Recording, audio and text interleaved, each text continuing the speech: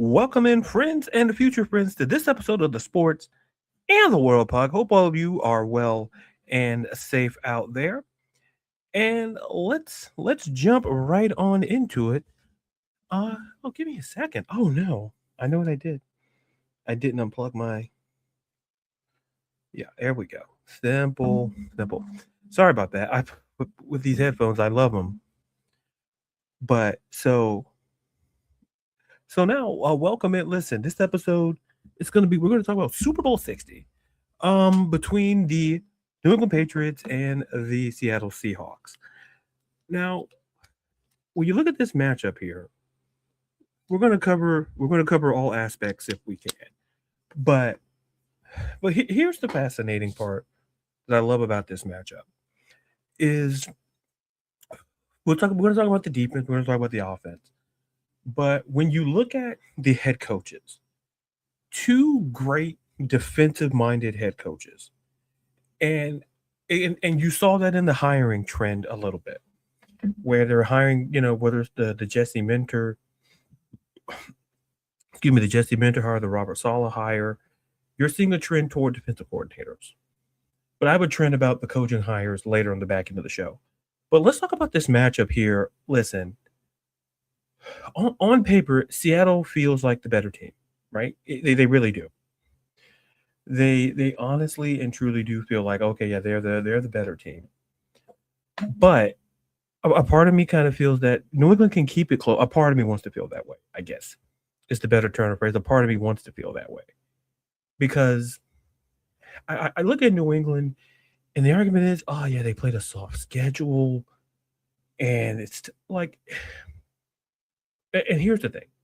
If you think about who they played, like the defenses that they faced, when you look at Buffalo, you look at Buffalo, you look at Denver, and now they're facing Seattle. They're facing very, very, very, very, very good defenses.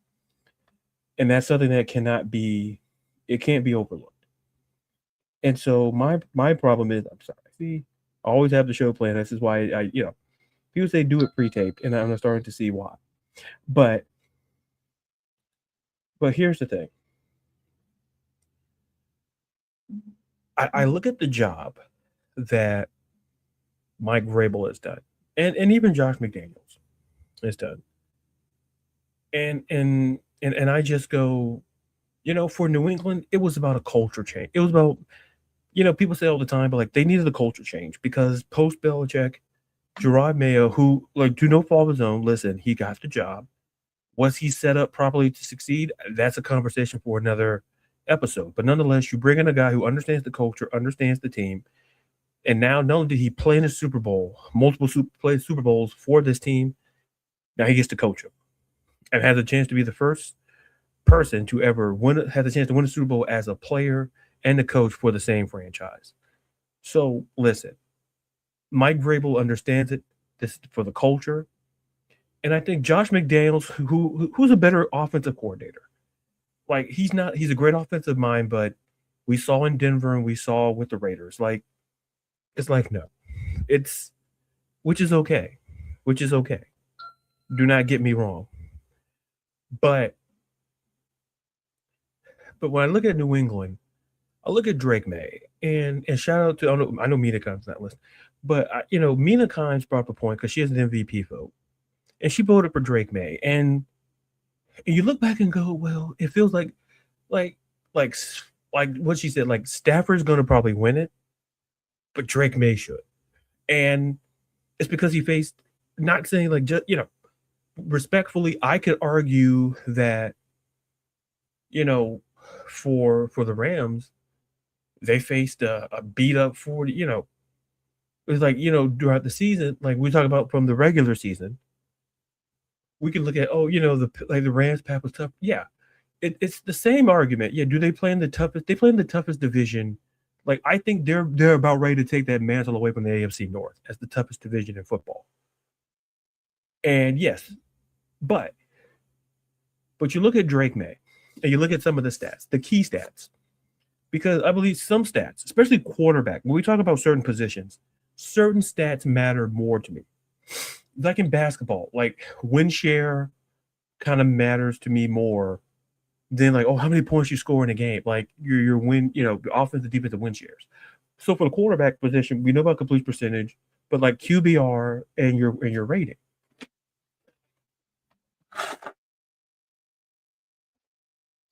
So when you look at this matchup here, Drake May has the better. He led the league, I believe, in 72% completion of his passes. Listen, 31 touchdowns to Matthew Stafford's 46. They both had 8 interceptions.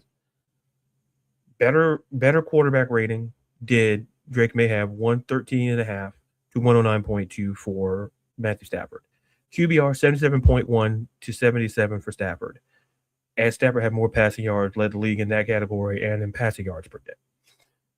So I understand the Stafford crowd. Let me just I'm creating like a web, and I'll get back to the game.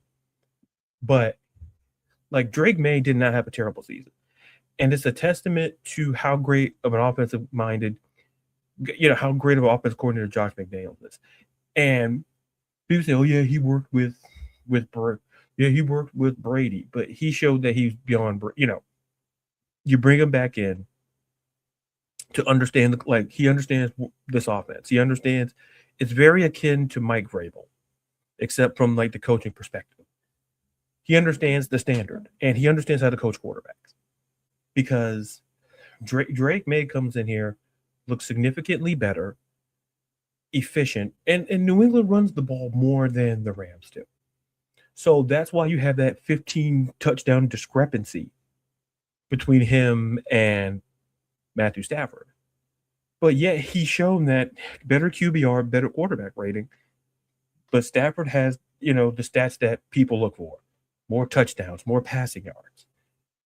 And I think that gets lost in the shuffle a lot. I really do. While Stafford may win, Drake May has a stronger case than what people are absolutely not giving enough credit for.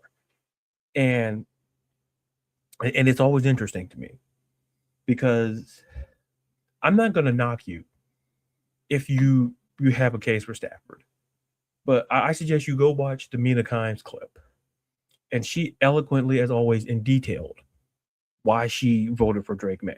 And it's similar to the reasons I have, but she goes a little bit deeper because Mina knows ball.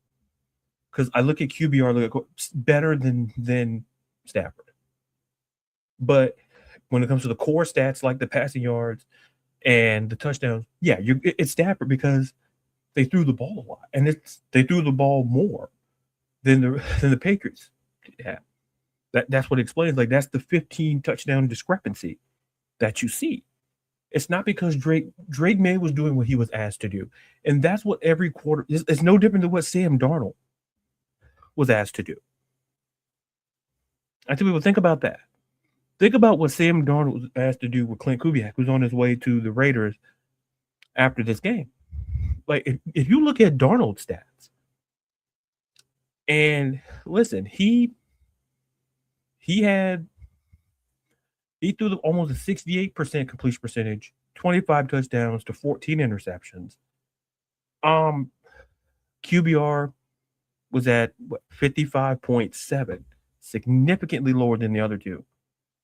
And a quarterback rating of 99, lower than the other two.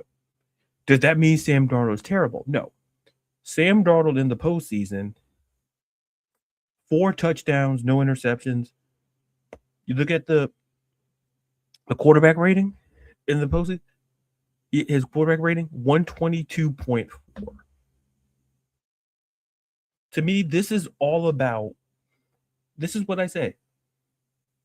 When you have Kenneth Walker and then there's no Zach Charbonnet, but any quarterback, and this may sound rudimentary and it may sound like, oh, typical, but the fact of the matter is, Clint Kubiak, a great offensive coordinator, no different than a defense coordinator. You work to what your personnel. And if you have a scheme and a strategy, you can't force it down the throat if they don't understand it. And it really reminds me, it goes back to being a Gators fan. It reminded me post Tim Tebow. And we had John Brantley at quarterback. And we played Tennessee. And it just felt like Urban the plays we're running were very akin to Tim Tebow type plays. And John Bradley, respectfully, was a pocket passer guy. He wasn't known for, and that's not a knock on John Bradley. But he tried to force the playbook to the quarterback instead of adjusting the playbook to his quarterback. And that's what Clint Kubiak did with Sam Darnold. While he may not have the impressive numbers, the reason why they're in the Super Bowl is because Sam Darnold did not throw the interception. Those playoffs, them ghosts, didn't gone. 122.4 QBR in the postseason, leading amongst quarterbacks in the postseason this season. So penultimately, it's about the system in which you run, and you cater that to your quarterback. Because I believe, but here's just my personal belief, a lot of these quarterbacks, some of them fail because the offensive coordinator forces a system that they don't understand and what they're not comfortable with. So what happens is that you're making them become something they're not and be comfortable with who they are. And you adjust to them. What made them great in college? How can we help them in the pros? And then you can help them with the things that they need to be better at to be a great quarterback. And that's in essence what I saw here with Drake May under Josh McDaniels. Is that if you go back and look at Drake May, you go back and you look at rookie Drake May and you look at his numbers and you see the vast difference. And it's not even close. So like I told you, I read off Drake May's numbers. So here's what Drake May, who started 12 games, this is what happened last year. He 15 touchdowns, 10 interceptions, QBR 55.2, quarterback rating 88.1. And this season, he jumped what? If you look at his QBR, he jumped almost 22 points there. And you look at his quarterback rating, like he jumped almost 30. And it is not by some it's not by some grand design. And so it's how you develop and you mold these quarterbacks at the end of the day. So that's the biggest issue where I think I take issue with is that, listen, you have to find a coach or a system that caters to the core, and you can have a defensive-minded guy. Because listen, circle Bill Belichick. Bill Belichick, defensive-minded guy. Heck, listen, Josh McDaniels, left and ground offensive. You cater to what your quarterback does best, and that's how you succeed. And people may be mad about New England being back. Like the rebuild was not. I'm not going to say it was difficult. I just felt I still feel bad for Gerard Mayo. Do not get me wrong. I really do, for a multitude of reasons. But you bring in Mike Vrabel, you bring back Josh McDaniels, guys who understand the organization, a winning mentality, because people are like, oh, the rebuild, like in the NFL, like 3 years, you should have some growth. At up to 3 years, then you got to start looking at things. So for the Patriots this season, defensively, they had a greater blitz percentage than Seattle because Seattle dropped back a lot. They would drop back blitz 4, blitz 3, it has 7-8 in coverage. And that kind of transitions me to Seattle, where I talked about Sam Darnold and talked about like Minnesota wishes like giving him a 1-year deal to make sure that JJ McCarthy's the guy. And not saying that he's not the guy, but are we sure he's the guy? And maybe you could, but nonetheless, what's done is done. And the biggest knock was the last time we saw him in the playoffs before this season, we saw him collapse. We saw him collapse against the Rams in the playoffs.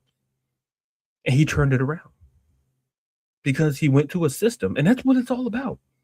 You have to find a coordinator. When these free agents look around, especially quarterbacks, what fits them?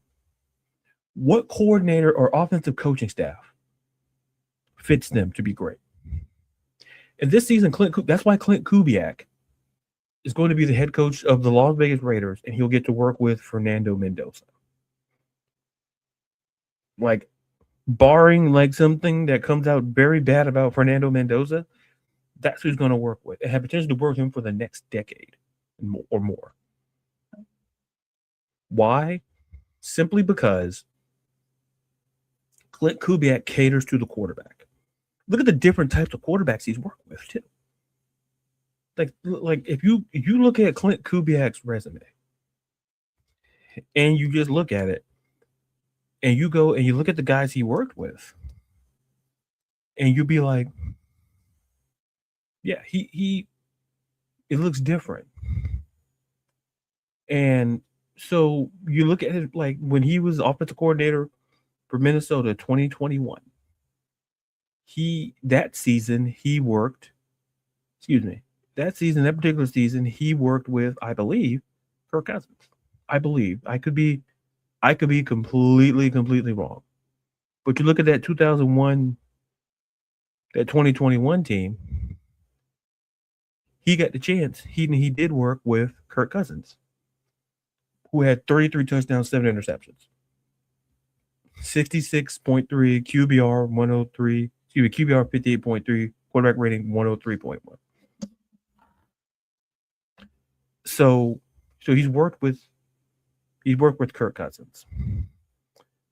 And so then his next stop as an offensive coordinator was with, I believe, New Orleans. And I think that was the 2024 season.